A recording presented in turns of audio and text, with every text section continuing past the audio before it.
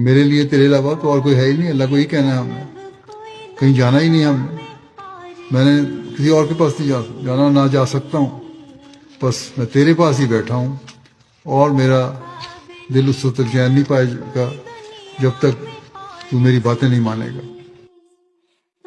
खुदा ताला से बेवफाई न करना, अपने अल्लाह से वफा करना। फिक्र यही है कि तुम्हें अल्लाह याद रहे, अल्लाह को ना भूलो, खुदा को छोड़ के कहीं और रास्ता भी नहीं है।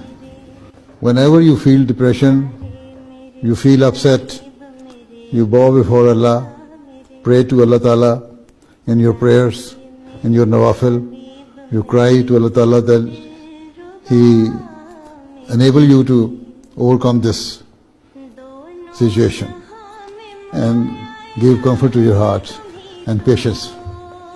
So this is the only solution.